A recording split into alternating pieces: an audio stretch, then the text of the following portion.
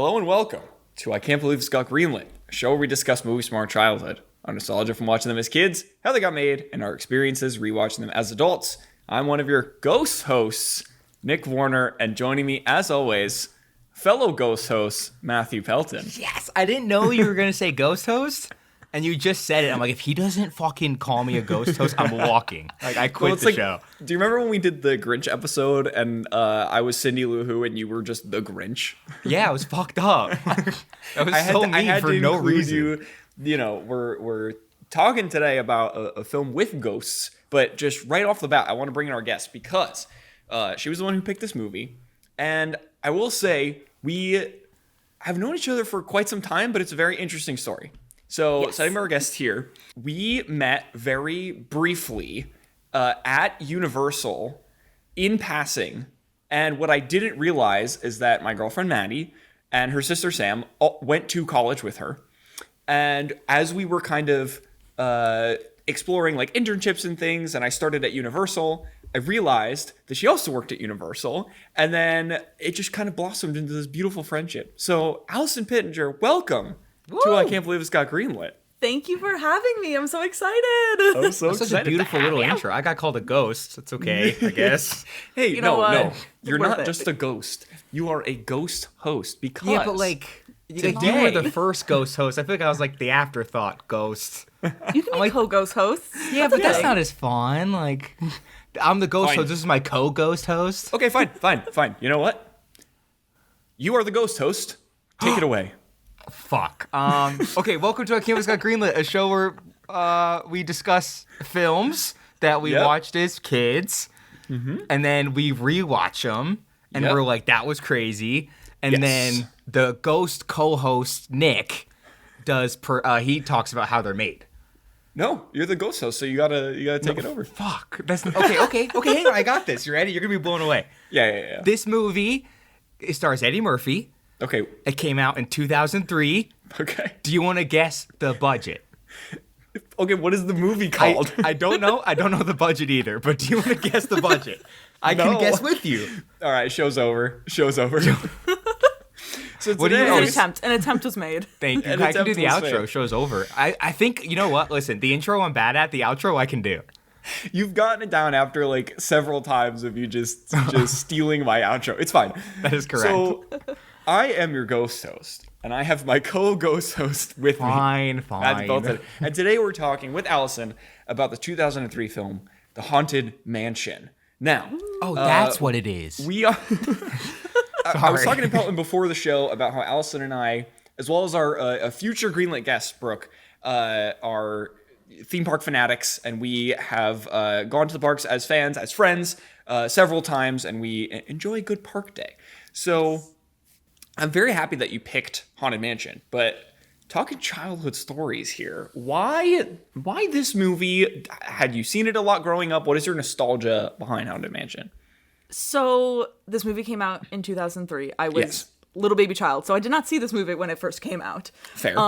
I did my first trip to Walt Disney World in 2008. 2008, I was 7. Doing the math. 2001, baby. I got to subtract a number. And I hated the Haunted Mansion ride. I was so scared. I was scared of everything as a kid. But I was like, this Same. ride, Oh, that's I'm Nick. like, I'm just crying the whole time. That and Snow White's Scary Adventures, may she rest in peace. Yeah. Yeah. Terrified. Did not want any association with this ride. Then, as I, became, a grand old 10-year-old, decided, let me give the Haunted Mansion movie a chance, and was terrified again as a Really? 10-year-old. Even at 10? Yes. It wasn't until I had, sleepovers when I was, 14, 15 that we watched this one night, and I was like, what? Why was I scared? This is a comedy? And then when I went back on my next trip when I was 15, I was like, oh, there was nothing to be scared of about this ride. It's just silly ghosts doing their thing. Now, okay, you said you did the Disney World one. Have you Yes. since done the Disneyland one? Yes. So I did my first trip to Disneyland not until I was, oh my God, since I moved down to Florida. So I was 22, I think, was okay, my first trip gotcha. to Disneyland. I was 22, 23, and it was closed. So it wasn't until last year when I went to Disneyland to do the 5K, and I was open and I said, this is the only thing I want to do. Because I've done everything else in the park. So I love the Haunted Mansion now. I love the attraction at Disneyland. It just took a while. It just took a while. That's it. Just took a while. It grew on me. You know, I was a scaredy cat as a kid, and now I go to horror nights more often than I should. So Yeah. That is Nick. He just is still a scaredy cat at horror nights. Yes. It's I've been it's with you. You can't even deny it. Guttural, instinctual reaction to the joy the with haunts, and it just fuels my fire. I truly love it so much.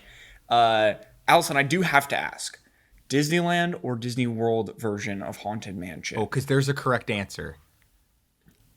Well, No, there totally is. you haven't been on the one in Florida. No, I went to Disney World when I was like 4. Okay, I remember. But do you remember the Haunted Mansion from when you were 4? Okay, Nick can post-cut this out. No. It's different. Actually, to be honest, I didn't know there was a difference until the 2023 movie came out, and the mansion obviously looks different. Yeah. So I'm like, oh, Which is what's a up whole with that? gripe I have with this film, which we'll talk about later. Well, 'cause this one is based on the Florida one, right? Kind of. Kind of. No, it's Is it based the on the Disneyland one. Yeah, because But it's it doesn't the look exactly the No, same. yeah, because I know the 2023 one is based off Disneyland, the big white Yes. house with the balconies. Yeah, but is But that they is show that the not, Disney World one in the 2023 film. Yes, as well, yes. as As a like different mansion. secondary mansion. yeah, right? But There's this another one one down is the the bayou. It's Louisiana. It's the swamp. It's the yeah, but the white outside's like with all the brown and stuff, isn't it? But like it has the front, but not the back. Yeah, it's weird. It's like Sure. almost like an homage to it, but it's not quite. It. Yeah. Loosely based on the Disneyland. Yeah, Haunted it's Mansion. loosely based. which is also like, how can you do a Haunted Mansion movie and not do just Haunted Mansion? make the Haunted Mansion? I don't know. well, actually, okay, the timing of this is perfect because Nick just came out to LA and we went to Haunted Mansion in Disneyland. Yes. So, like, having watched this, just doing the ride, I have so many, and Nick, you're gonna love it because it's so many like nerdy theme park notes. Where I'm like, where's the Hatbox Ghost? What's going on? Like, I have all this shit that I shouldn't know about. Sure. One love of it. us. One of One of us. us. One of One of us. Okay, Allison. Disneyland, Disney World. I mean, for the nostalgia, I have to go with Disney World, just because it's what I grew like. Being terrified of it, I grew up with it, and there's just something about with Disneyland. I love Disneyland's, and I love the way it's set up. Thank you. It's kind of ruined for me in some ways with the new attic scene, with the new bride. Oh, I didn't realize there was new stuff. Yeah.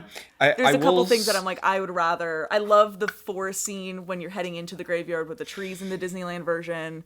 I think that's great, but that attic scene with the bride just ruins it for me. Really? Yeah, I will say, especially leaving the attic, you see the Hatbox Ghost, you go down, the trees like have faces and they're kind of lunging Yeah, at it's you a little awesome. bit. Yeah. And then the graveyard scene itself. That, to me, Disneyland all the way. Let's Yes. go. I will say, the first No. half of the ride, Disney World, hands down. Really?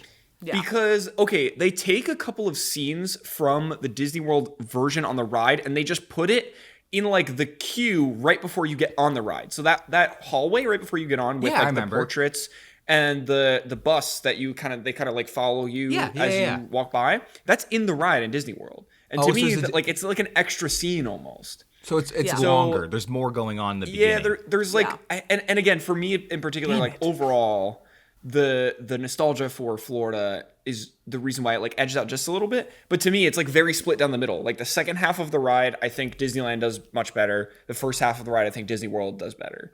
So And also the I think it queue depends on the for day. Disney World having some storytelling within it. For me as well, I think Mansion in Florida has a particular place in my heart. Although Oh. after riding and re-riding, I specifically asked to re-ride Mansion in California because I was like, I think there's something that I'm missing, and just because I've better. done Florida like 1,000 times and I've only done Disneyland like once, I was like, okay, I need a second like ride through. And after the second ride through, I was like, man, there are moments in this that are really killer, like that are so better. good. Yeah, It's Well, got good elements. It's Okay, got good yeah. bones. Here's why the Disneyland one's better. I have an actual argument I think you'll agree with. You ready? okay, beautiful. Because the Disneyland one, me and Nick just did like 2 months ago at this point. Yep.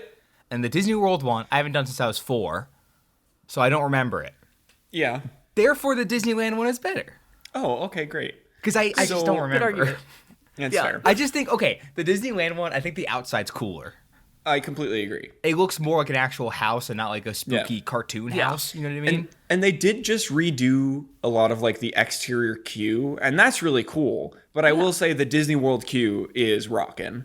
The thing It's so much rules. better. Damn it. I will say so I great. got into like the theme park nerdity of it all by watching a video about Disneyland's Haunted Mansion, like the whole There like, you go. when you're looking down at the ballroom scene, it looks like there's like a spider web, but it's really a crack in the plexiglass. The glass, yes. Yeah, like that kind of stuff. Like that's how I kind of started to I'm surrounded. do more research and be yes, you are surrounded by nerds, Pelton. This Just is going to be a letting very you know. quiet episode for me. Yes. Okay. So, Pelton, Yes. over to you. Childhood stories. Had you ever seen this movie prior to your viewing for this episode? This was a tough one because Okay. Haunted Mansion was picked. And I know this show somewhat. People Okay. don't think I do. I know it somewhat. I know how it works. I know the structure. Okay. Yeah. So I'm like, Nick's going to ask me childhood stories. And I don't know. What if I didn't? What if I just skipped over you? It was like, anyways, moving on. You did do that once. There was one episode you just went into production. I'm like, wait, I didn't give childhood stories. That's true. But I was sitting there, I'm like, I really don't know. So for the last like week, I've been like digging into my brain, like, what the fuck is up with Haunted Mansion 2003? Like, I think I've seen it, but I don't know. And then I realized what's going on. Okay. Is I must have seen it because this movie's just been around like my whole life. I always knew, oh, the Eddie Murphy Haunted Mansion. I'm sure I've seen it at some point. But I'll be honest, I don't believe in ghosts. I think it's a load of nonsense. So even though this movie came out in 2003 and I was 2 years old, I think even 2-year-old Matthew Pelton was like, no, this shit's stupid. Dang. Like even then I was like, I'm too smart for this. Like That's this crazy. isn't real. Wow. That's great. You know what? Tonight you're gonna get haunted. Dude, bring it on. Yeah. I He's always, up for okay. challenge. I always, because I've done like haunted tours of stuff. I've been like the Yeah. Lizzie Borden house, Waverly Hills Asylum, all that crazy stuff. And I want to believe in ghosts so bad because the world would be so much more fun if ghosts were real. But I can't. There's just nothing. There's nothing. I go to Okay. the most haunted places in the country and I say, haunt the shit out of me, and nothing happens. But see, it's because they're not feeding on your fear. Oh, sorry. If I went, I'd be dead. Dude, you would see a little freaking shadow and freak out. Like, it's not even a ghost. Okay, do you guys believe in ghosts before we get into production? Here's my steaming hot, maybe not so hot take. I think that the like ghost industry as a whole is a bit of a marketing ploy. I think there are bit. some like cash grab things that they're, trying to get. But much like Aliens, I do think that concept in some form is a reality. in some form. In some form. It's like Aliens. It's like, I don't know if it's necessarily how we see them in media. Like, I don't think Casper's going to show up one day and, just start doing his thing. Not with that attitude. Yeah, come on, Nick. Come on, have a little faith in Casper, But, man. Yeah. but I do think that in some capacity there are like spirits and ghosts and that sort of thing. So Allison, do you believe in ghosts? Am I alone here? I kind of here and there. Like I'm kind of Okay. more on the Nick side of it. So at my first job, I worked at an escape room, by the way, for 5 years of my life. That's awesome. And we swore that place was haunted. Really? And I've scoured through our security cameras day and night, and there's so much proof that place is haunted. Wait, can you give us an example? Can you tell a ghost story from your time? I mean, a lot of it was his name. We named him Carl. Don't ask Classic. why. We had a serial killer room, and we had a dead fake. It was literally made out of foam, and it was half of a body that did nothing. It just laid on a table. That we named. That was the ghost. That was Carl. But we would come in to the rooms at the start of the shift. Before anyone had played anything, and things would be misplaced, lights would be on that weren't supposed to be on, totally not in a weird old historic building with really crappy electrical. But we went one day we're scouring through this historic building. Behind our suite we were in like a shopping center, was this creepy ass hallway that's like pitch black. It literally looks like the catacombs. Like it's terrifying. And like we open the door and we're just hearing like whooshing noises that sounds like it sounds like a ghost. It sounds like a ghost. We have never quickly shut that door and never opened it ever again. Yeah, that's fair. That's fair. Okay, wait. Okay, I have a question for both of you. Yeah.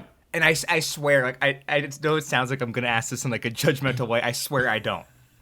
But my biggest, like, hurdle that I can't get past when it comes to ghosts is, let's say I'm at that escape room, or let's say, like, I'm at one of these haunted locations, whatever, and I see, like, a chair move, or the lights turn on, you hear whooshing, all that stuff.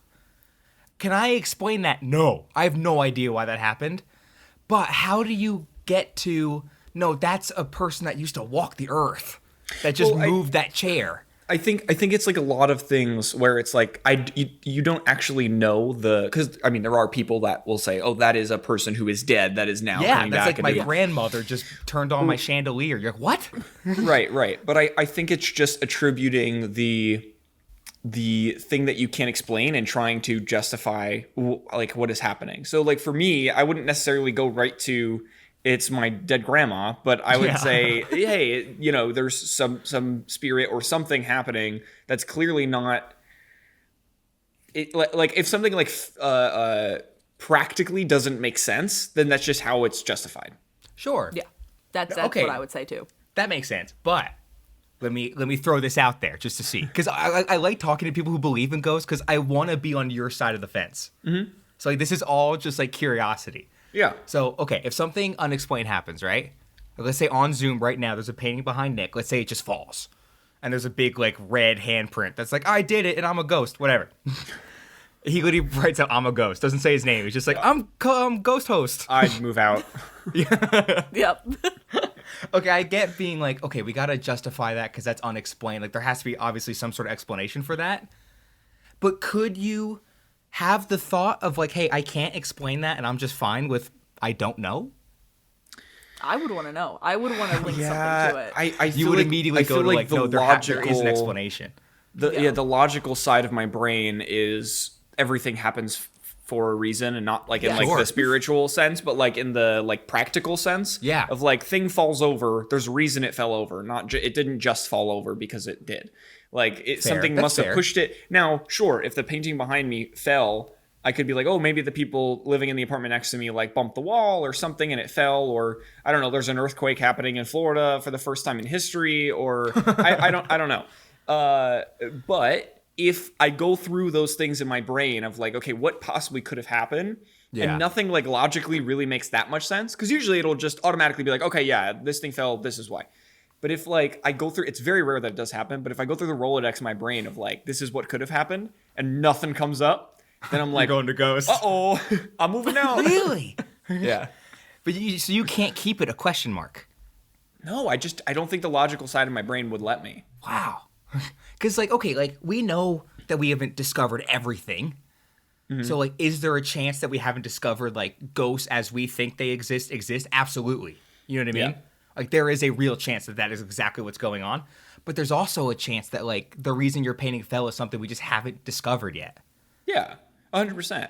But yeah, I think so, like, it might just be a lack of knowledge, like, and a lack of like evolution almost. So I'm more evolved, is what you're saying. But well, that's the conclusion I got. But like with the capacity that my brain is allowing me to reason. That's fair. That is the explanation that I am coming up with. If it comes to that, because usually it doesn't, but if it does. Well, I would say, how many ghosts do you encounter on your daily life? Yeah, I mean... Our theme parks are haunted. Listen. Yeah, that's true. Honestly, if any theme park would be the Florida ones. Yeah, wait. We literally have a dark universe, a whole land dedicated you're like to asking monsters. for it. We have a mummy ride. We have, everything leans a little spooky. As far as my childhood stories go, I was texting Allison this yesterday, but I have never seen this movie. Which and you're crazy for that. I knew it. Because, Nick, I love you, and I know you so well. Yeah. I'm like, you grew up, and I'm not trying to make fun of you, openly, you were scared of everything. Most things I was scared of. Yeah. Is? Well, I wasn't going to say it, but... It depends on what it is. It depends on what it is. It definitely is. So when we picked Haunted Mansion, I'm like, there's no way Nick watched a movie called The Haunted Mansion.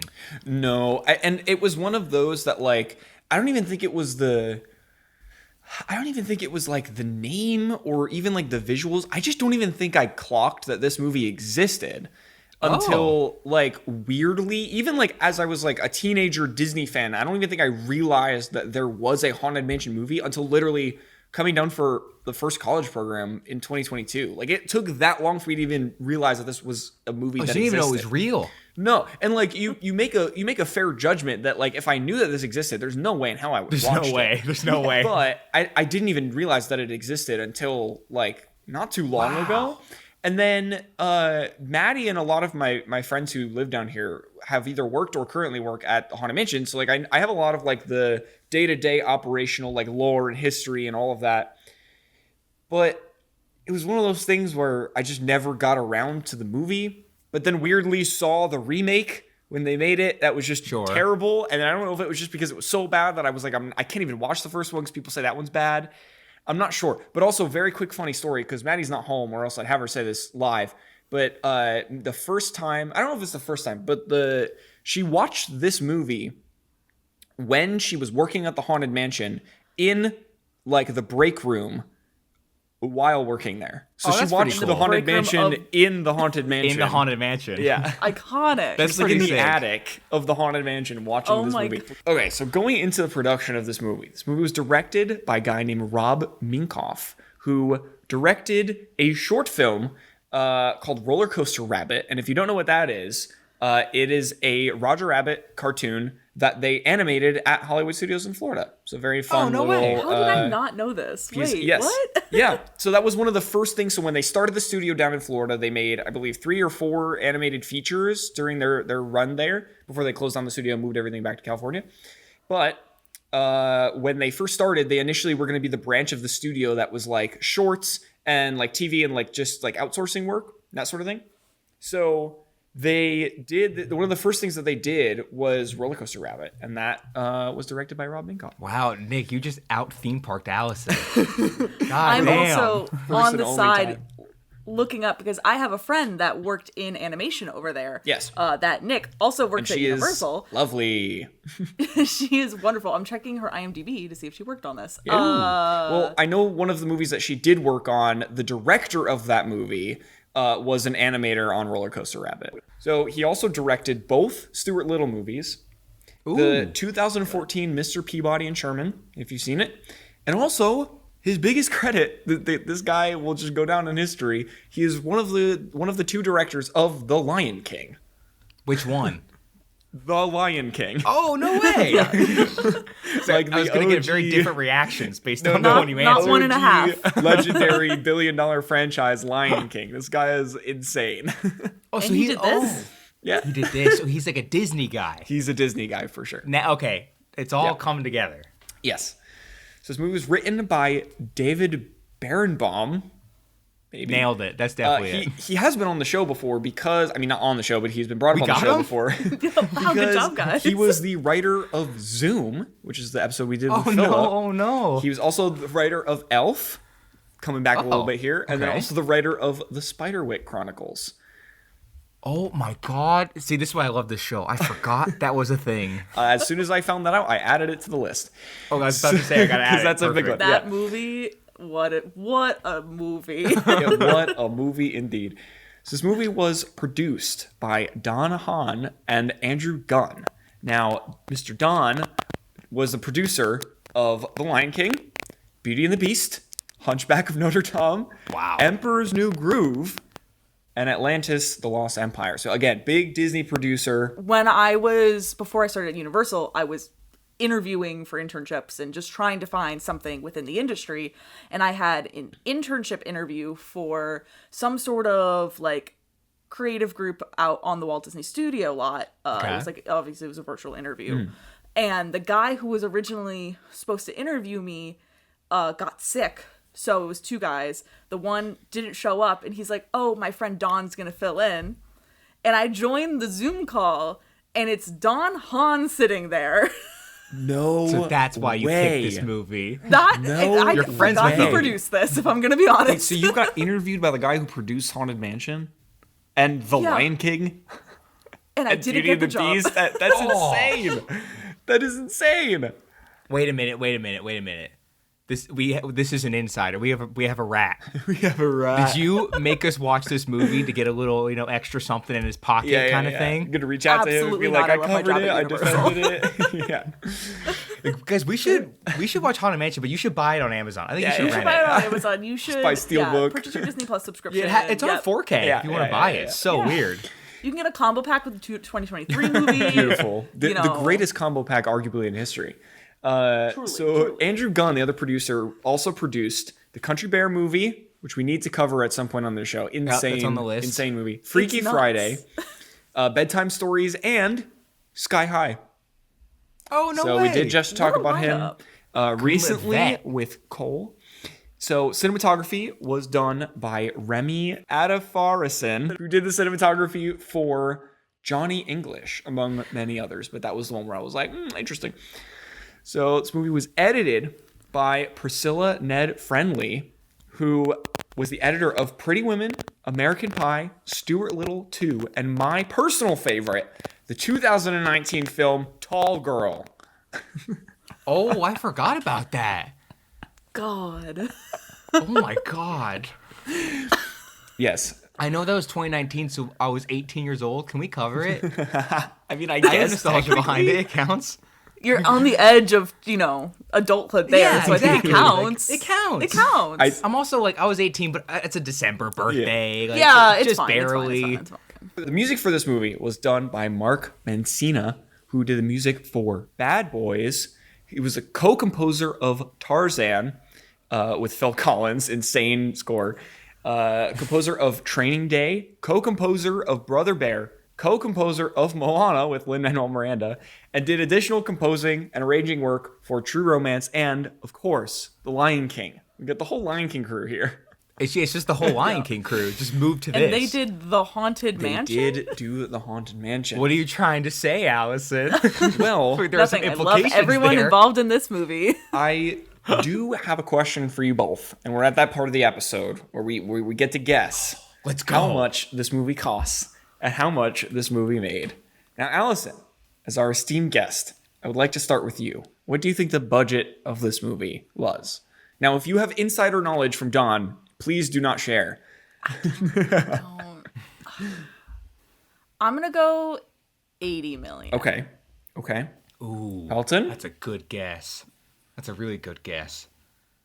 Okay, because it is all one location, but man, the sets are crazy. Yeah. And some of them are massive. Right. Like, they're these massive sets.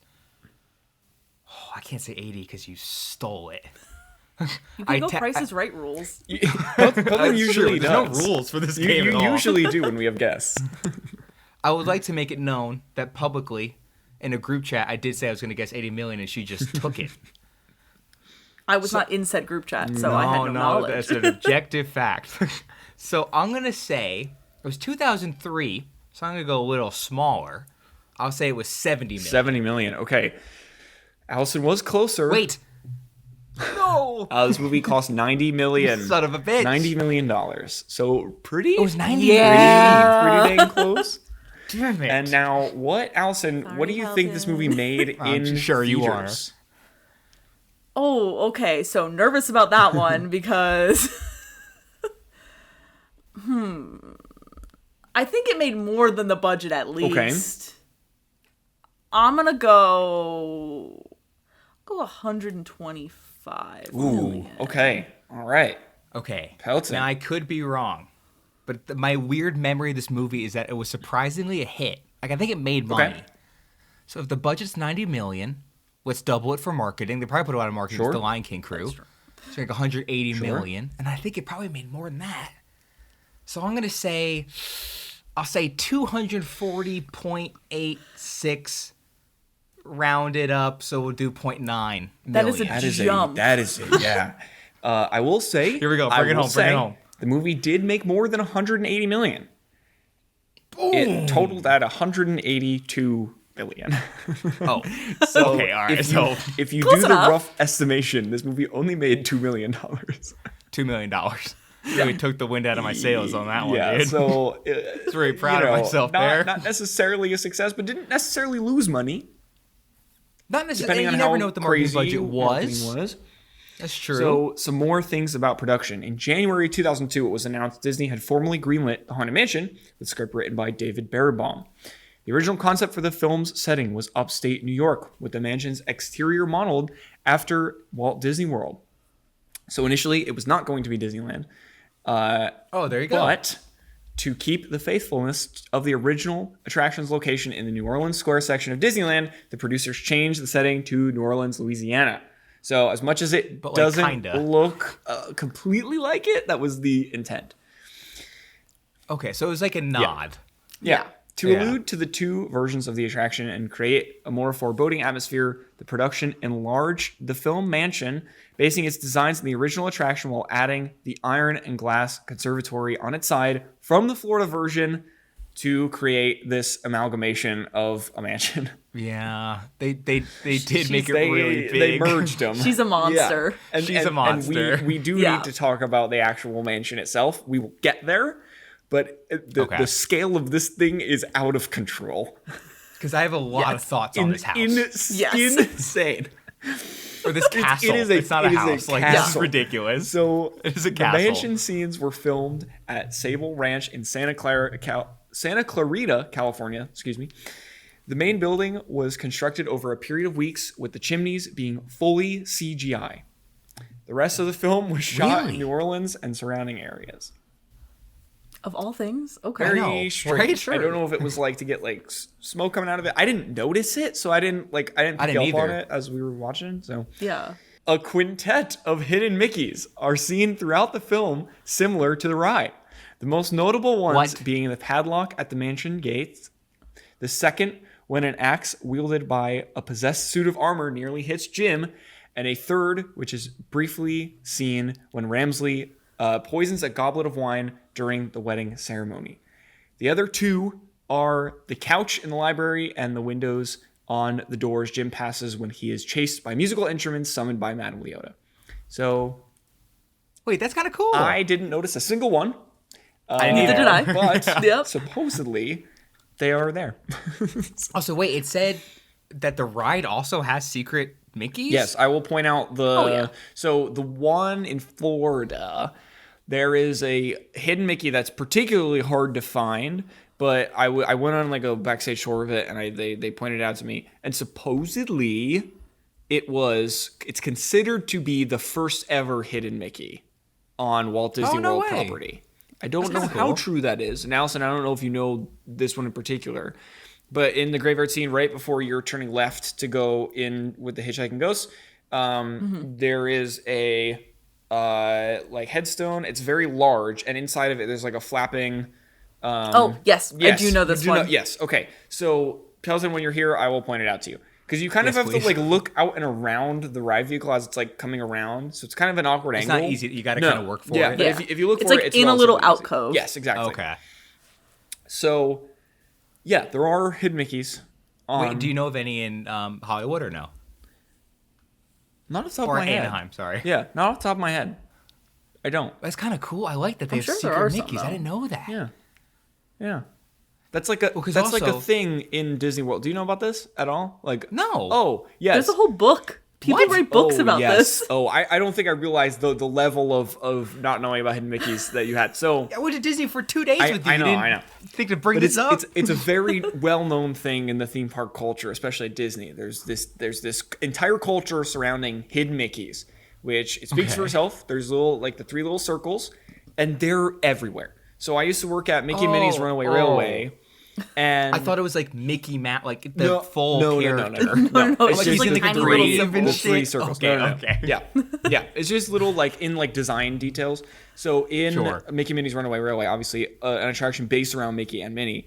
Yeah, they're just everywhere. That makes sense. I think the statistic was like there's over 1,000 within the queue and the ride. So many. And like while I worked there for 3 or 4 months. Every day I found a new one. And my favorite was on the paint. It's literally in the paintwork on the doors that open after the pre-show. You can see it. It's like literally 3 tiny little paint speckles, and they make a hidden Mickey. And there's one on each of the doors because you have 2 entryways from the pre-show. Okay. Again, when you're here, I'll point it out. But there's so many. So like none of them are easy. Like they make it really small. I mean, Some of them can be easy. Some of them are easier, Yeah, especially at Runaway Railway. yeah, definitely. Because There's there's just so many of them. Yeah. They're everywhere. But there was a whole book that came out that like specifically pointed them out. Obviously outdated now, but they're just. Is it they're all over. just in the rides, or if you're just like walking down the street? Everywhere? There's hidden No, it's Mickeys everywhere. everywhere. Lands, What the- queues, rides, like even exit retail, like everything. Wow. It's everywhere. Even like I hotels. thought it was like just Haunted Mansion. and- Like that's crazy. No, it's a thing. Were you expecting for Haunted Mansion it would just be like the mascot Mickey character just like standing Yeah, in the just, like, corner, dead just or like something, creeping like- around? Yeah. Like that's sick. Yeah. Little ghost Mickey. They are truly all over. It's incredible. It's even in the hotel. Is it outside of Disney? Is there one like in my apartment I don't know about? Yes. Like Mickey. Nick, you left it. Yeah, you I would. left it. I took one right from the He's parks. taking Sharpies, drawing on my walls and shit. Yeah. Okay, so wrapping up production here, in July of 2010, it was announced that a reboot adaptation based on the Haunted Mansion was in development for Walt Disney Pictures, with Guillermo del Toro as writer and producer. This is heartbreaking. I heard about this. I don't know if I ever like fully, because again, I didn't know that this movie existed, so I yeah, don't know if that's I true. ever realized it. But the film remained in development until supposedly Ryan Gosling entered early negotiations to star in April of 2015, and the film fizzled out from there. And obviously, in 2023, there was a remake with what's his name, the Hatbox Ghost guy, Oh, Jared Leto. Jared Leto, and it was just terrible. Now, okay, hang on a minute. Well, Before we get into plot, I know what you're about to say. I did a thing. Cause when Haunted Mansion came out in 2023, I was really bored at the time. Oh yeah, really bored. I was really I was Nick. I was really bored. And they had a whole like promotional week of Haunted Mansion. Okay. So shut up. So AMC, they're like, hey, if you go see it in Dolby, you'll get a pin. So me and Nicole, my roommate, best friend, sorry Nick, me and Nicole went to like go see it in Dolby, and we got the pin. We're like, hell yeah. And then like the next day, they're all right, if you go see it in IMAX, you'll get a patch. And we have A-list, so it's free. So we're like, screw it, let's go see it a second time. So we watched it again and got the patch. And then Cinemark was like, hey, we have a popcorn tin of Madame Leota's like ball, and it lights up. So then, for the third time, me and Nicole went to go see Haunted Mansion to get the popcorn bucket, but the nearest Cinemark that had it, I think, was like 2.5 hours away. One way, not total. So not only did I see the 2023 Haunted Mansion 3 times opening week, but I like drove over 5 hours to see it. I will say the popcorn bucket one doesn't surprise me considering the other journeys that you've gone on for popcorn buckets. But Yeah, that's true. A patch? now, were these A promotional patch? things, the patch and the pin, were they before the movie like most of the promotional things are? Where like you get the No, it poster was, like, before? It was opening weekend. No, but like like before the movie, you get it like as you scan your ticket, or Oh yeah. If you show like, hey, I have a Dolby Haunted Mansion thing, they'll hand you a pin and be and like, you good could go luck. upstairs and then just leave. Yeah, but Haunted Mansion. Or go see a different movie. Yeah, right. Nah. Let's go see it 3 times. That's insane. And what are Okay, your ready? thoughts on that movie? Dude, check this out. I'm gonna blow your mind. Because I knew Allison was coming today, and you picked Haunted Mansion. I love Haunted Mansion. I'm like genuinely so excited you're here. So not only did I watch the 2003 Haunted Mansion, but for the 4th time, I watched the 2023 Haunted Mansion reboot back Why to would you back. do that And to yourself? okay, Just for you. Before we get into plot, I'd love to Thanks. know your steaming hot takes on that movie. Okay. Just give us like a quick little rundown. Because we're going to get into it, Yeah. and I'm going to bring it up as Yes, we progress in yes. the plot. But what I did was, because I watched it back to back, I took a lot of, like, interesting juxtaposition comparison- notes. yeah. Mm-hmm. Like, kind of comparing and contrasting the two. And I hate to say it, I prefer the 2023 one. I like it. Okay, wait, okay. do you I know, like it's the a loaded film? sentence. Do you like the film, or do you just like it more than this one? Because those are two very different statements. Would you be mad if I said I liked it? Would you quit the show? All right, guys. So that was our coverage of Haunted Mansion. No, I hated it. I hated it. Worst movie I've ever seen. I was to say, for audio listeners, Nick's face says all. I've never walked seen Nick out. that mad at me before. Chris just walked away. Like, it takes Nick a lot to get angry. That's what finally did it in. That's the breaking point. That's the breaking point. No, you know what? I respect the opinion, even if the opinion is wrong.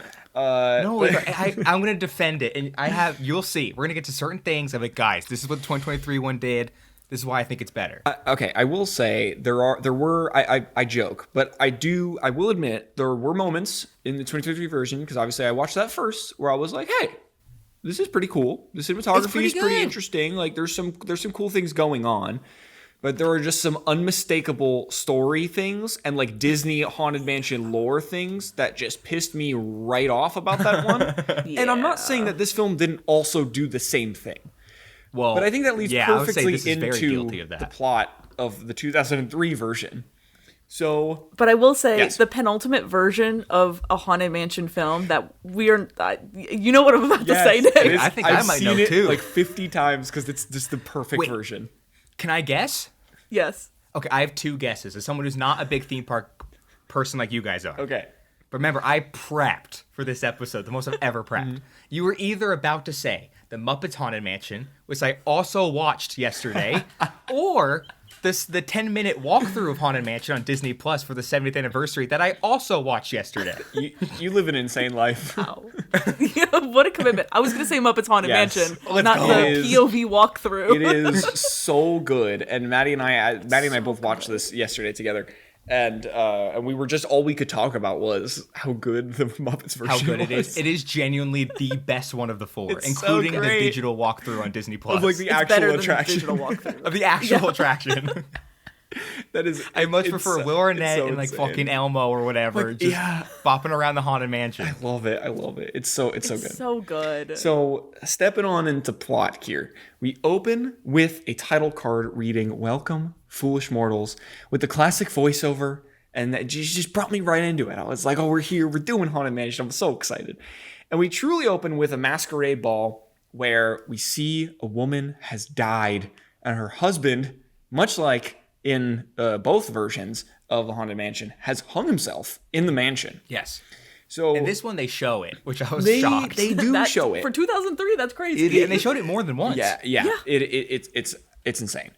So we get that little bit of upfront with no real context. Again, as we kind of talked about in our Tomorrowland episode, which I'm glad we recorded so recently, because I feel like we're going to reference similar. it a bit, because it's another one where you're doing a theme park thing, adapting it for a movie. And I'm sure, again, like Country Bears and other things will come up on the show, Pirates of the Caribbean.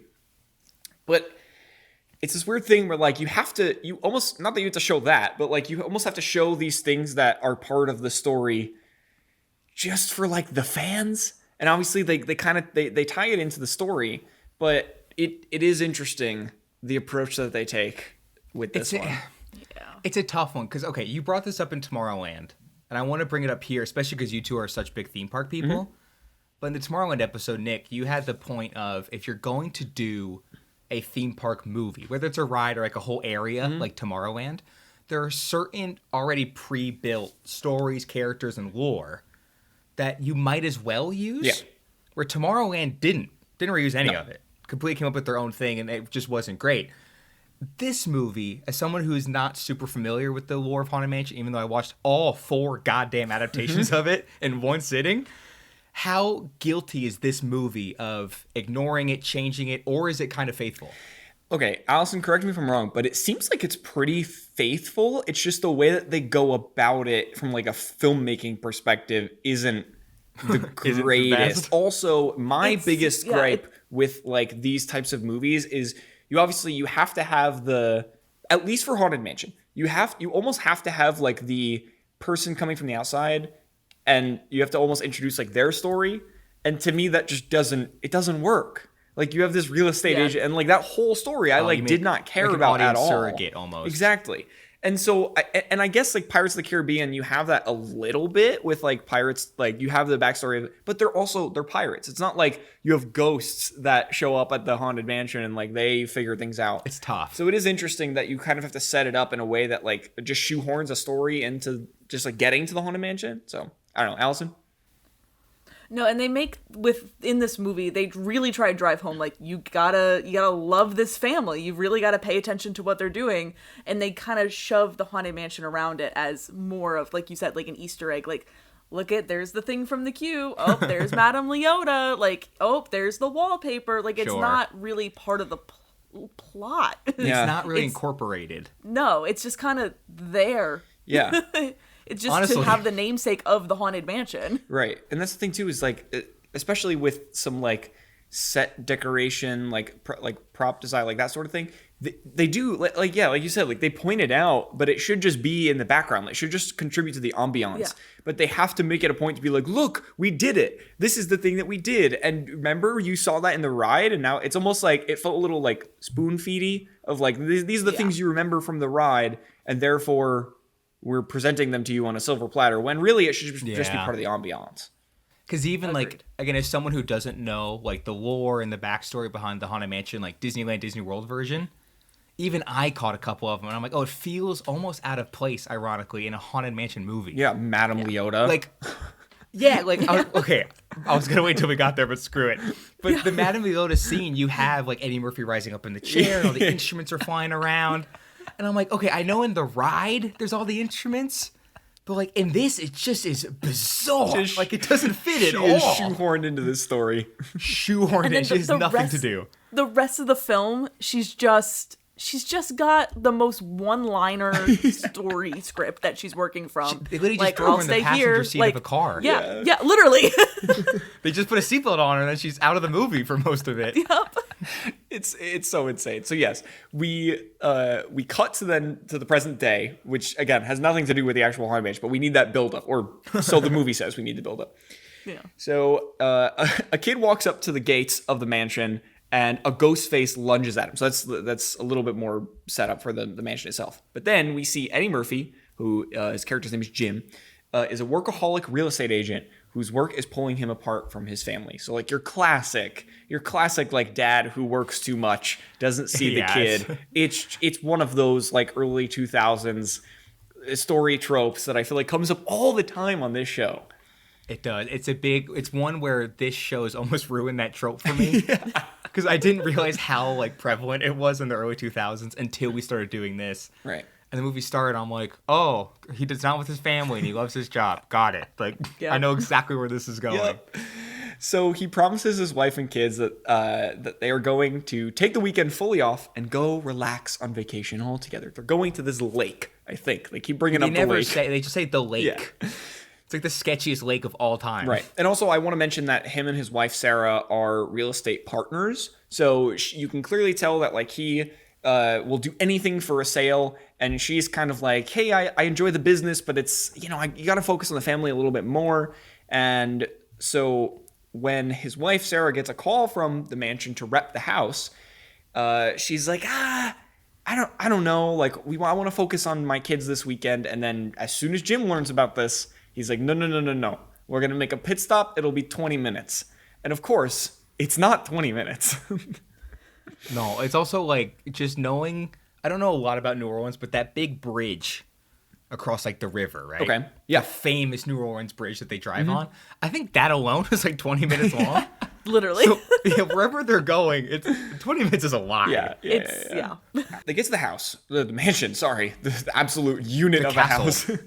The fucking country that is this house. They see that there is just an infinite cemetery in the backyard. This thing just goes on for seemingly forever. So they enter the mansion to find it completely decrepit, and they meet Ramsley, the butler, who brings them to the dining room, which is enormous. Now let's talk about this mansion.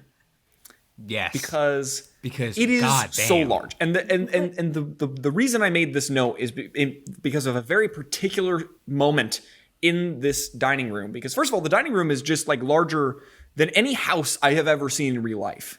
Ever. Just the dining room. Yeah. But then they walk up, there's a fireplace in the dining room, and they walk up to the fireplace, and the flames are taller than the people. Like, the entry to the fireplace is bigger than if you just stacked 7 people across that are all 8 feet tall. Like, it's that big. It blew me away. No, Jenny, like, the sizing of this house is insane. Like, you could tell all the money went to set. Yeah. Yes. I'm curious what the property taxes are for this. Oh, and I mean, the cemetery I can't. alone. Literally. I think is insane. like if I had to guess, I don't know if this is true, obviously, but I feel like the dining room, even like the main guy's like office, it's just these massive. The scale is so huge with this house. So it's almost like they did a soundstage.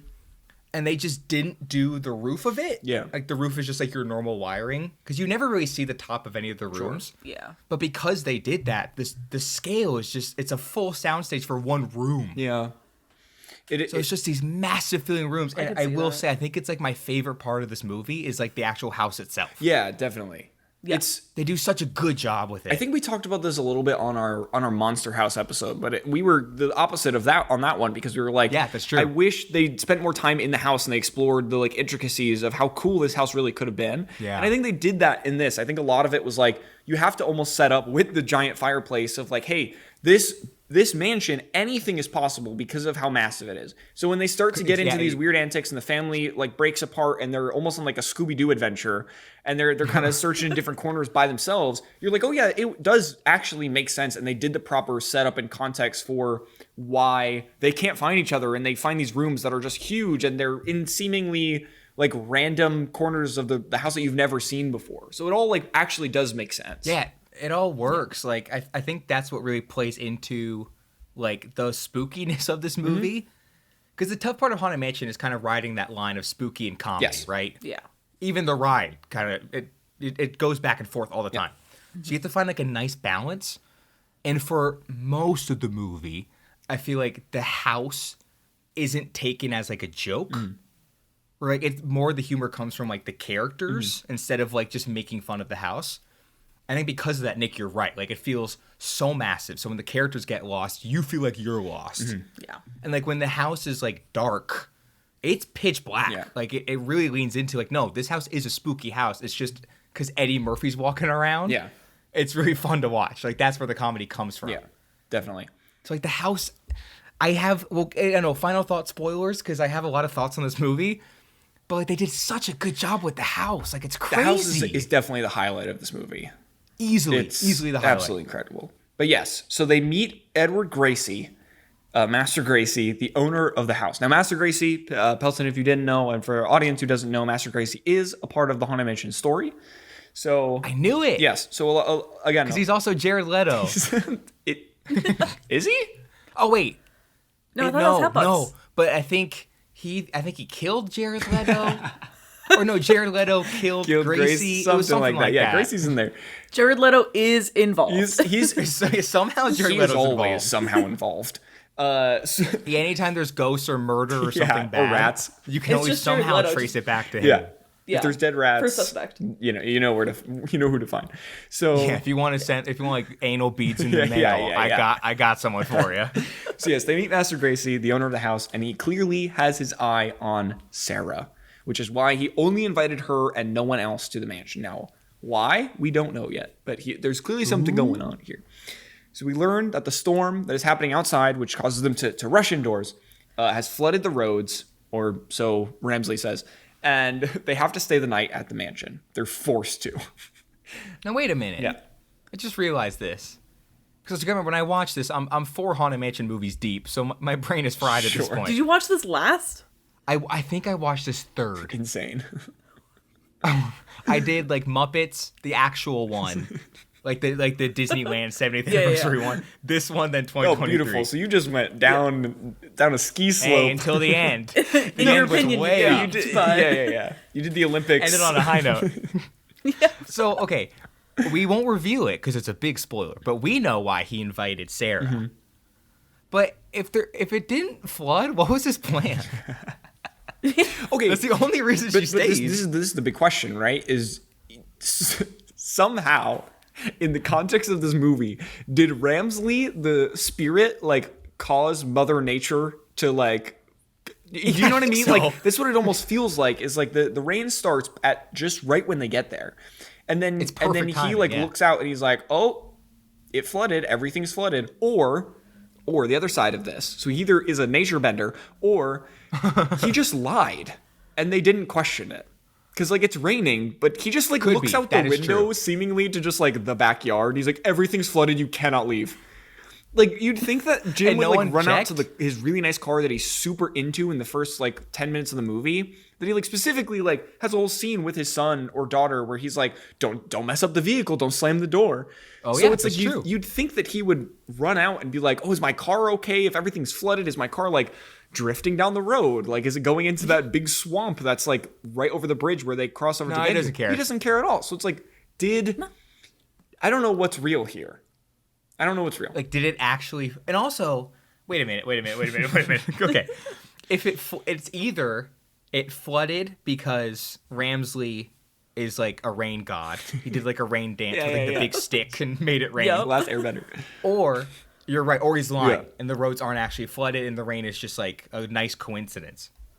But okay, if you pretend you, Nick Warner, and Allison you guys are real estate salesmen, right? Perfect. You go to this house. Like, you mind, you have plans to go somewhere else in 20 minutes, but you go to this house, a little detour, and it's the spookiest shit you've ever seen. There's two incredibly scary white people. You want to get the fuck out of there as soon as possible. Yeah. So if he said, hey, the road is flooded, you wouldn't check? No, I would but check, See, right? and that's the thing is, I would like, take I my would, chances. Fuck I this would shit. change into my swim trunks and just start swimming away. Because, like, again, I step foot in Nick that was too house, scared. I'm out. Well, yeah, I'm that's out. true. I can't do it. I'd be Like, there's shaking like a in my real boots. sense of danger here. Like, these two are freaky as hell, and like, now you have to spend the night. Yeah. It's like, no. No. It's I'm the good, Rocky dog. Horror Picture Show effect. Yeah. It is. It's the Rocky Horror Picture Show effect. It totally is. It's just not as sexual. Not Well, even close. maybe. Well, You can make the argument it is. we'll get to that later. So, so Ramsley takes Jim to meet Master Gracie alone in the library, and he discovers a hidden room behind a bookshelf. Meanwhile, the kids discover a ghost ball that they follow, and Sarah goes to find Jim, but instead runs into Master Gracie, who tells her the story of Elizabeth, who died in the house all that time ago. Now, this is really where, again, go back to like the Scooby-Doo comment I made earlier. This is really where like shit starts to hit the fan and things start to go crazy. I don't even know how long into the movie this happens, but it's like as soon as they're takes a split minute. up, Yeah. right. But as soon as they're split up, all hell breaks loose. Like there is no like Yeah. slow build up. It's just like, okay, you see the ghost ball, and now everything happens. Yeah. Yeah, honestly, that's true. It feels like they were Second just the ghost ball sprinting shows up, to all hell breaks loose. the ghostly part of this movie, which I guess like good on them, but Well, it's That kind of weirdly links paced. up with the way the ride works too, because Yeah. once you hit the ballroom scene, Yeah. like that's when you hit the graveyard. You hit the attic, you hit the graveyard right in a row, and there's that's where ghosts the majority everywhere. of your ghosts are. That is 'Cause true. They don't reveal themselves until you get to the ballroom. I guess in a way, then it is a little bit faithful. It is like Don't you spooky, dare. and Don't then you they dare. get to it, and then they kind of go crazy. But there's from no a ball, movie Elizabeth point of lady. view, because obviously the ride is like 8 to 10 minutes. I don't actually know the length, but it's a pretty long Well, ride. the walkthrough on Disney Plus was 10 minutes long exactly. Okay, perfect. So 10 minutes, and I wrote it. the movie, obviously there's pacing things with movies that are very clearly different than rides. You can get away with a lot more in a 10-minute ride or even a 3-minute ride. You still have a 3-act structure. Obviously, yeah. But with this movie, it does feel, even though like when you put it like that, it does sound like, yeah, it is like adapting well to the story. It does feel weirdly paced, just this whole movie. So like the beginning, it's like, yeah, you have a nice little setup, but then you're just like right into it. But even though it should technically feel like the right time when the ghosts show up, it does feel like it's just coming at you all at once. Yeah. Well, also, like, I think the biggest thing with the pacing, and I wish I wrote down the time code. I almost did, and I'm like, I don't care about Greenlit that much. But for like, I think the first hour of the movie, you don't actually see like a haunted mansion ghost, like the blue Yeah. ghost spirit looking thing. You have a ball, you have people that are ghosts, but they just look human, and you have weird things that happen. Yeah. But it's not until the graveyard scene where you see an actual like ghost. Yeah. So it takes so long to get to the ghost. Yeah. because they have like By the this, time it hit, I finally paused it. I'm like, oh, the movie's almost done. right, because they like have like this like cover up where they are ghosts, but they just look like humans. It is They're just played by actors. Interesting. Like, it's not looking like a And ghost. that's also called budget. yeah. Well, right, yeah, right. yeah. Did you see the set? You think they can afford a ghost? Yes, exactly. And Eddie Murphy. Yeah. too. The names. Eddie Murphy in that fireplace alone is $90 million. Exactly. Had no room It's for the anything 85. The other 5 is for everything Yeah, else. Exactly. So Jim is now exploring the house in rooms straight out of the Disneyland queue right before you get on the ride. So he literally enters that room that we were talking about earlier with the portraits on the wall that like change to be a little more ominous. And then you have the bus that he kind of like looks at and then they look at him. Yep, follow Yeah. him. So I thought that was pretty cool because, again, it was just like the context and like the background. It wasn't like, look, like it was a little bit like that, but it didn't feel as like in your face. Like they didn't make it a point to like point out like this is in the Disneyland queue. Like look at this thing. It just was in the background. It did feel more like, so it was pretty cool. Yeah, I felt more of like an atmospheric thing Yes.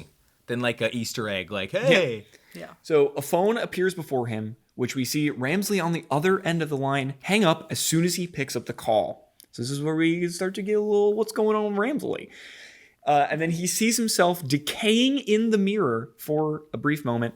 He also runs into Madame Leota, who just messes with him. We talked about it a little bit earlier. And I made a note that obviously you have to include something with Madame Leota. But was this scene or her character at all necessary to the overall story? I'm going to say no. no. I fully agree.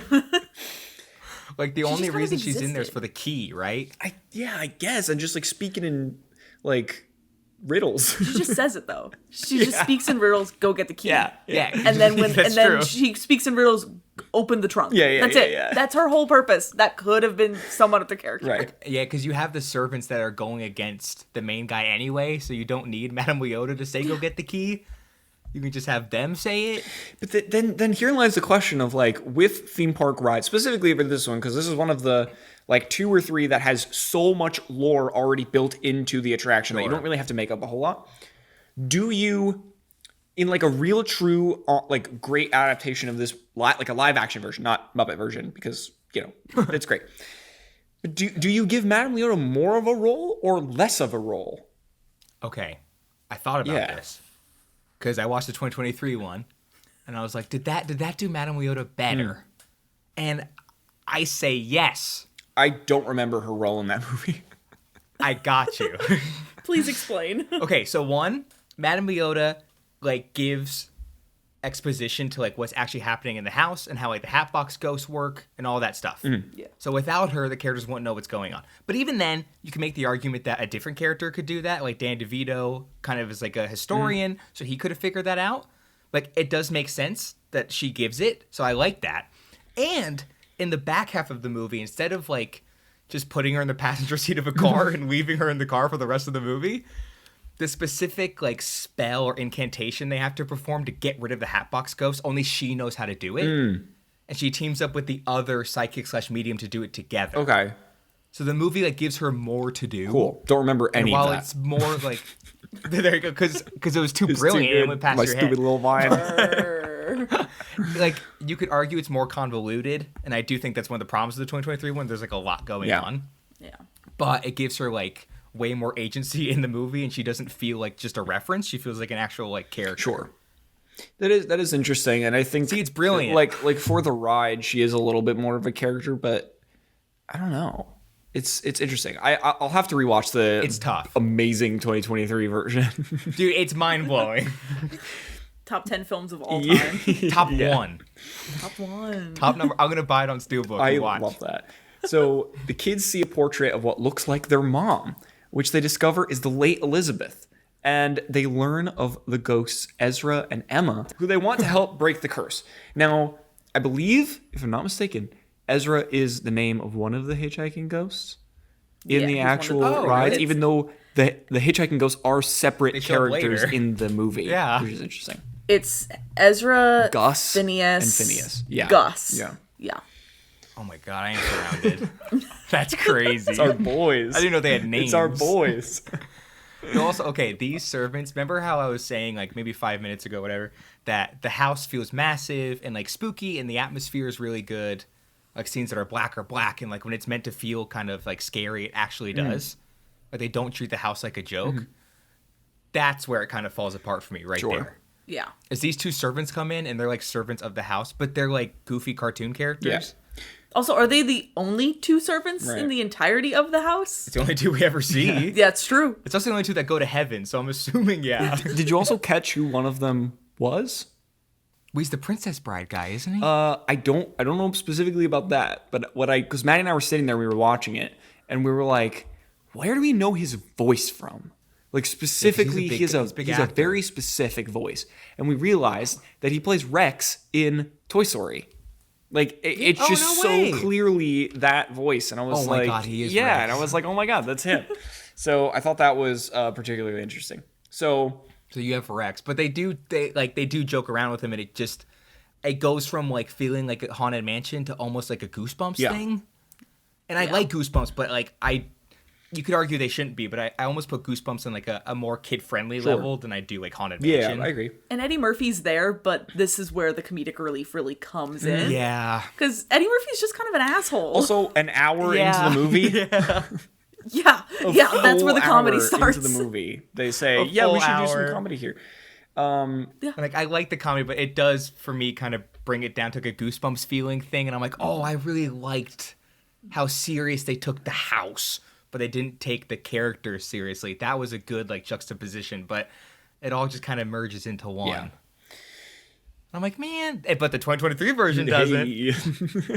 Okay, so they rope Jim into helping save Sarah, and it is revealed that the ghosts in the house were cursed a century ago by Elizabeth and Gracie's untimely deaths and can only enter the afterlife when the couple is reunited. Sarah is believed to be Elizabeth's reincarnation, though Madame Leota cautions that things are not always as they seem. She sends the Evers, which is Jim and Sarah, to the mansion's cemetery to find a key that will reveal the truth about Elizabeth's death. And we see the singing bus in the graveyard, which is a moment in the ride, which is lovely, as well as the hitchhiking ghosts. Again, they just gotta get them in there somehow. But I will say, the hitchhiking ghosts, whatever. Their scene was, it was okay. It was fine. I didn't love it. But the singing bus, I really enjoyed them. Great. They were lovely. They were so fun. And they had their honestly, little it was a songs. good They were scene. mimicking, like they were doing their thing. They were being annoying, and I loved every single moment of it. So that was definitely a win. This was also, because I took notes during this, but this was one where I just wrote, fuck you, Nick. What? Because, What? let me explain. Yes, please. That's it. I just wrote, fuck you, Nick. End of Felt like episode. saying, fuck you. No, because it was one of those moments where if we had covered this movie before we went to Disneyland, I would have been like, oh, it's just fan servicey moments, like, it's stupid. But because we went, I had such a good time. I'm like, fuck, they got me, man. I love did. those scenes. Those are my boys. He's in the club. You guys got me He's in. in the Fucked club. up.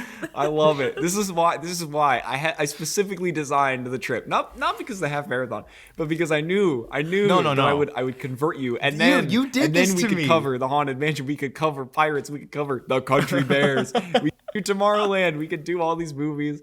And then Like, the the way- pinnacle like, of it just- is we learn from all of these movies, and then Quaywood Productions makes a live-action Big Thunder Mountain Railroad movie and just kills the game because there is so much Or lore Matterhorn. there. Or Matterhorn. I think that's the one for us. Come on now. But we just kill it, and Disney loves us, and then we make every movie for them. I just can't believe you did this to me. This is your fault. You know what he did? Last night, I swear to God, I was lying in my bed at like 2 in the morning, and I was legitimately looking up like Disney steelbooks. And I'm like, Nick has broken me down as a person. You ruined me. I got you. I was like, oh, this Beauty and the Beast one's so beautiful. I've never even seen Beauty and the It's Beast. gorgeous. Also, that is But it's insane, gorgeous. first of all. You've never seen Beauty That and is the never Beast? seen Beauty and the Beast. Insane.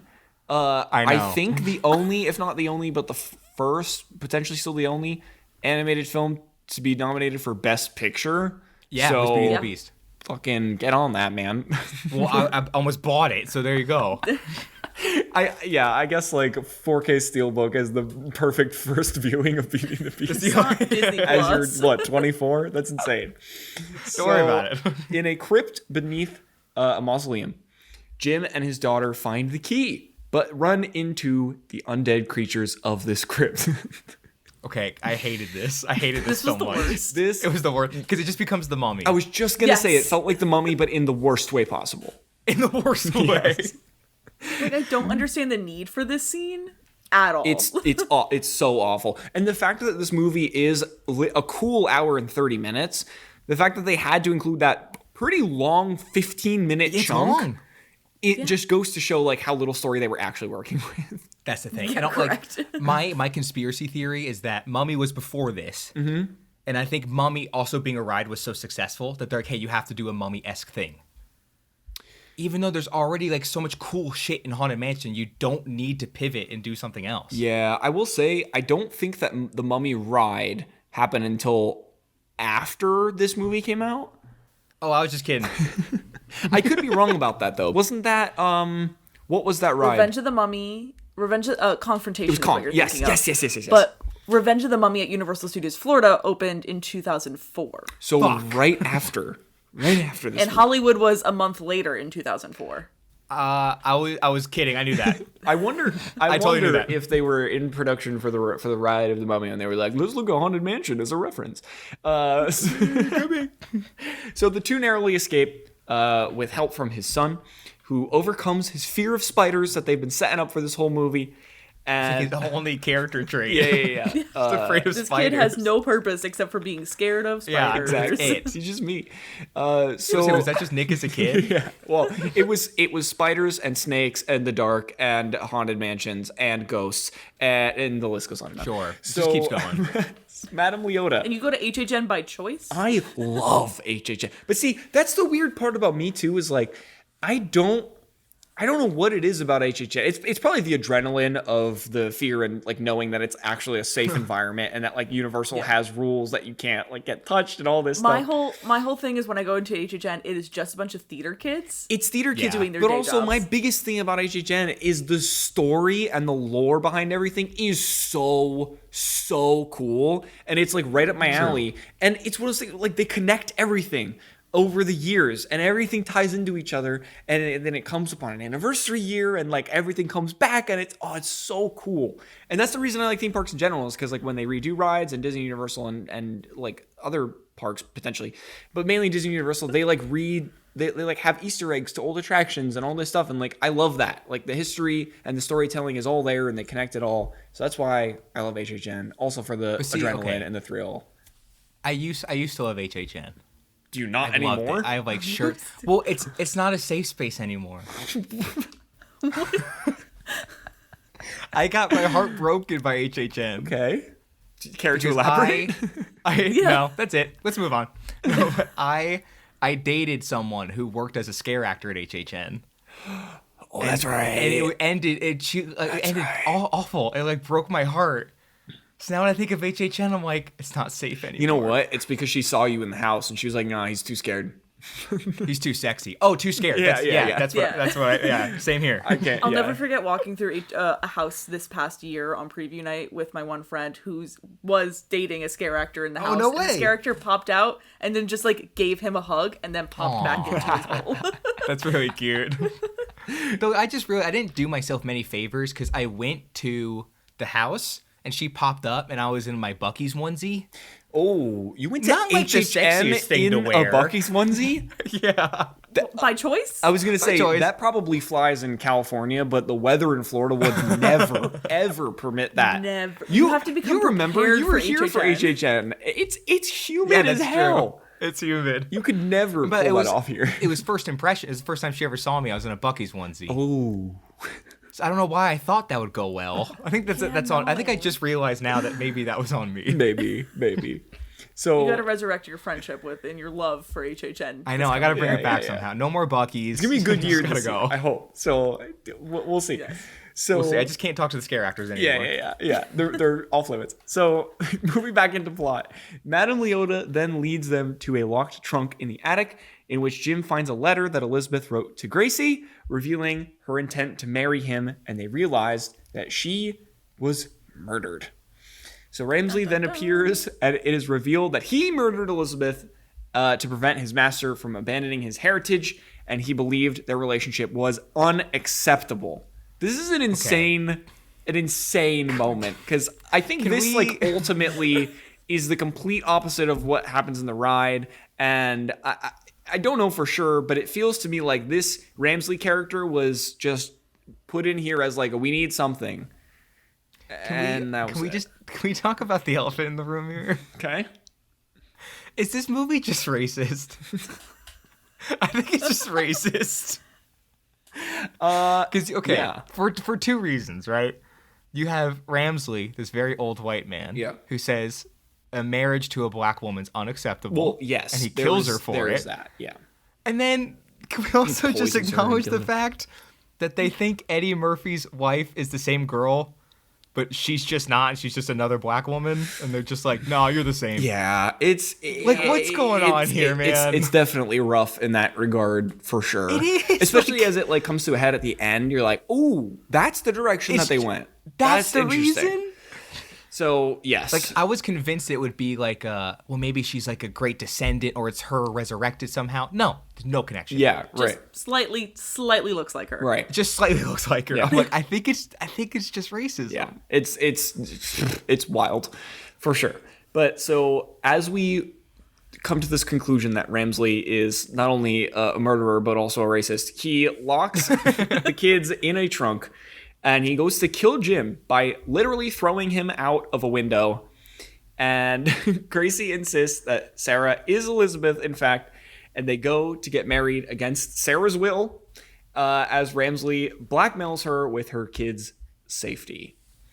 Also, wait, I just realized another piece of evidence. Yeah. Ramsley doesn't like Eddie Murphy from the beginning. We think it's because he's married to her. No, it's not. No, it's not. I don't think so. He's an old racist ghost. Yikes. So encouraged by Madame Leota. Is this part of the ride? No. The ride racist? No. Guys, I don't know if we can do Haunted Mansion anymore. Ramsley's not in the ride. So encouraged by Madame Leota, Jim breaks into the mansion, rescuing his children and stopping the wedding. He then gives Elizabeth's letter to Master Gracie, who furiously confronts Ramsley, who is upset at his master's apparent selfishness for loving Elizabeth. And with the truth revealed, a demon emerges from the ballroom's fireplace and drags Ramsley down to hell. Sure. Just because why not? Out of nowhere. He attempts to take Jim with him, but Jim is saved by Master Gracie. The ghostly ball from earlier comes back and revives Sarah after she is poisoned, but it is revealed that the ghost ball is in fact Elizabeth, and the curse is broken. Let me get through the rest of this, and we'll talk about the ending here. So good luck.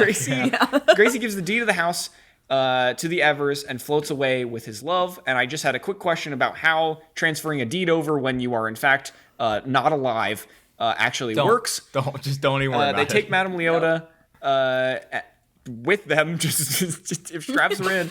Why not? And they take her and the singing bus on vacation, because why not? And all's well in the world. And that is the Haunted Mansion. Now, I have to say, before we get into final thoughts, I just want to talk about the ending, because this kind of does go into my final thoughts, but it does like mostly well with, you know, doing the Haunted Mansion lore and the history and trying to fit this shoehorn story in up until the last like 15 to 20 minutes, and it just comes crashing down. Like it is, which just it becomes is the racist. biggest crash of a movie that I've ever experienced. Honestly, it really just falls flat on its face, like really truly through the movie. Because I remember Allison texted me yesterday before I started watching, and she was like, I forgot how bad this movie was. And I was like, oh no, I'm so like nervous. And you know, you see the Rotten Tomatoes scores and like the Metacritics and all that stuff. And you're like, oh man. And then I was watching, I was like, there's something going on here, but I'm really digging this movie. Like I'm having a good time. And then it gets to the end, and not to mention the things that just don't even exist in Haunted Mansion. They bring all of that in at the end. But it just really just collapses, and it's just like, man, it sucks. But to round out my final thoughts, and apologies for going first here, but I had to get that out because I was like, this is insane. But I really liked what they did with the mansion, production design wise. It was fantastic. We talked a little bit about it earlier. They have some fun bits with the movie, calling back to the ride, and again, you can't go wrong with Eddie Murphy. He's so good. He's so That is good. true. Love Honestly, him. that's true. But even he can't stop the insanity that is this movie. So overall, wild. Allison, going over to you. Yes. Final thoughts. Let's hear your take on this one. So again, given my history with the Haunted Mansion, Yes. I've grown to love the idea of a theme park film. Mm-hmm. Love the Pirates of the Caribbean films, but Yes. this is the movie that crashes and burns at the end. Mm-hmm. And that's what ruins it for me. I love, like you said, the production design and the set really sell the idea of this being so elaborate. But the plugging and playing of just wrapping up every little plot point at the end just doesn't work. And I understand why this has a 14% on Rotten Tomatoes. Yikes! For that ending. Yeah. And I always, this is going to be a plus for the 2013. Let's go. Or 2023 Haunted Mansion. I love Finally. the idea of the mansion stylistically being the exact one from the parks. Yeah. And this being a Thank you. monster mash of a mansion Mm-hmm. doesn't really I don't feel like it ties to the parks It's that well. so weird. It's also like, why not do, and again, props to the 2023 version for this, but why not just do a version Finally. where it's like, yeah, it's a reference. It's like the next door neighbor is another mansion that looks just like, it's like, you don't have to get too Exactly. deep into it, but why make this like Monster House, basically? And if this would have done so well, they could have, I mean, it didn't, but they could have done Haunted Mansion 2 at the other mansion. Florida. Could've fixed it, Exactly. yeah. They actually go on vacation and then they can't escape. They go to Florida. It's the the lake. lake house. Yeah, the lake. It's the lake. Yes, no, that is completely fair. So Pelton, I'm gonna go over to you after watching 4 different versions of the Haunted Mansion adapted for the screen. I have to ask, what did you think about this one in particular? Okay, I'm gonna give you a two-parter here. Okay, I'm gonna go into this movie, and then I'm gonna compare the two and tell you why 2023 is objectively the better okay, one. beautiful. Hit us. And it's a fact. There's no subjectivity at all. Sure. Okay, the 2003 one, I went in with such a low bar because I saw like the 14% on Rotten Tomatoes, and for most of it, I had fun during it. Like we said earlier, like again, the atmosphere is great, the house is great. I like that the comedy doesn't come from the house. Like you could easily take cheap shots like that, and it just doesn't. And a lot of comedy comes from the characters. Eddie Murphy, the kid actors, all great. I think the biggest thing with this movie is the whole movie feels like impending doom. Because every time they cut to the wife talking with Master Grady, it's Gracie, always Gracie, the weakest part of the movie. Gracie, Master Gracie, Master Racist, whatever it is. It's always the weakest part every time. Yeah. And it cuts to it, and it just feels like a chore to get through, and you just want to go back to the Eddie Murphy fun stuff. But also, you can tell that is where the movie's going. Yeah. So it's just like, oh, I know that the stuff with the wife and the master, it's going to get bigger and bigger, and it's easily the worst part. I just don't care. So then when you finally get to the ending, you're like, fuck, here we go. Yeah. Like, we all knew it was coming, and sure enough, the ending is awful. It just turns into Mummy, so- Ghostbusters 2. It just Yeah, it's so bizarre. Like, it's so rushed, and it just all falls apart, but the whole movie, you know it's coming. So it's like almost like enjoy it while I got it kind of thing. Yeah. Like I know this is going to crash and burn. So now comparing it to the masterpiece of cinema, should have won Best Picture at the Oscars that year, 2023. Oh my The Haunted God. Wasn't that the year of Oppenheimer? Mansion. Who gives a fuck about Oppenheimer, dude? Or maybe it wasn't. Actually, you know what's It was the crazy? year after. Haunted Mansion came out the week after Barbenheimer. Oh, actually. could've lined Oh, up. you're so right about that. Because I think that's one of the biggest reasons it tanked is because it came Yeah. out, one, after Barbenheimer, but two, they put Haunted Mansion out in July instead of October for some reason. What a silly decision. Yeah, why would you do that? That's how I got 0 Oscar nominations. Right. Hey. It wasn't during the Academy season. If this was in October, it would have swept. Like, you thought Sinners did well? No. Nah. Haunted Mansion 2023. Yeah. Because, okay, especially being a fan of the ride since going with Nick and, like, getting indoctrinated into this whole Disney lifestyle that you guys have, I think The 2023 version feels way more Haunted Mansion in very crucial ways. Sure. Where, okay, even take the opening of both movies. They both open with like, welcome, foolish mortals. Mm-hmm. But in 2003, that's it. And then it just goes to credits. But in the 2023 one, the narration is way longer. Mm-hmm. And it's all like New Orleans stuff. And before we even see the mansion, we get the feel of New Orleans. We see the big streets. We see the people. We see the festivals. We see like the atmosphere of it. So in the first one, you don't know it's New Orleans till the last shot of the movie where they're on the bridge. And you're like, oh, that's the New Orleans bridge. But if you don't know Haunted Mansion, I have no idea. I thought it was Florida. It has like that swampy kind of look. I'm like, oh, that's where Nick lives. That's his house. Right. But in this one, it feels like New Orleans. Like it feels like the house at Disney because that's near New Orleans. Like their little New Orleans street that they have. It has such a good feel to it. And in the 2023 one, you have an actual ghost in the first 5 minutes of the movie. Like a blue Haunted Mansion-esque ghost. There's actual ghosts in it. There's themes of death and grief, not just trying to sell a house like in the last one.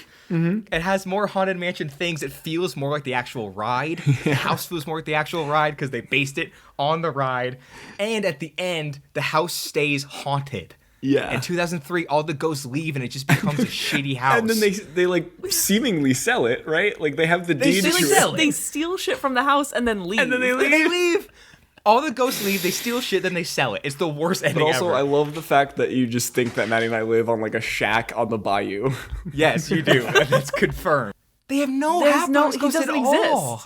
No, it's ridiculous. That's why he's such a key part of the lore of the Haunted Mansion. He is. That the fact that he's not in this movie at all is insane. And then they overcompensated and made him like the main character of the new one.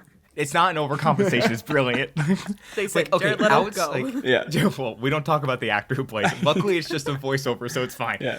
But outside of Madame Leota, I would say Hatbox is probably the most recognizable image of the Haunted Mansion 100%. Or most recognizable character. I would say Hitchhiking Ghost close. And that's true. Yep. Hitchhiking Ghost is close, but it's really those three are the big ones. Like the singing bus is like fourth with a little bit of room in between. But to not even have it is like, why? It was definitely a choice. Like, it doesn't feel like, again, it feels more like a Goosebumps movie than a Haunted Mansion movie. Yeah. Agreed. Where the 2023 one, if I was a kid and I watched that and then I rode the ride, I'd be like, oh my God, this is my movie. Like, I'm literally living the movie. Or if I watched the Eddie Murphy one and I rode the ride, I don't even think I would connect the two in my brain. Yeah. Like, they're so different. That's fair. I get that. So my point is, Oppenheimer can go fuck itself. It's 2023 Haunted Mansion all the way. I think wasn't it the introductory year of like best box office achievement at like the Golden Globes or something, and Barbie won.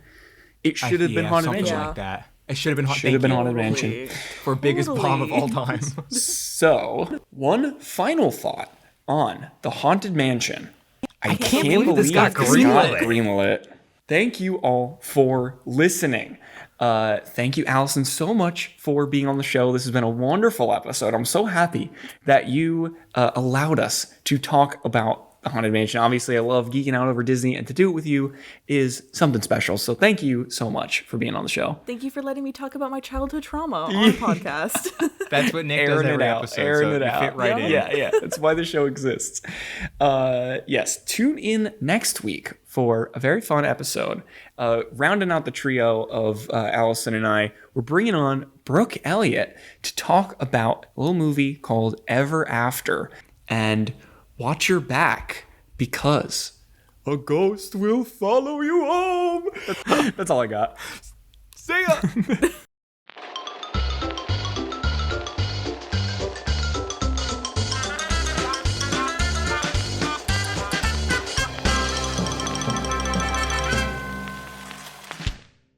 This has been a Quaywood audio production.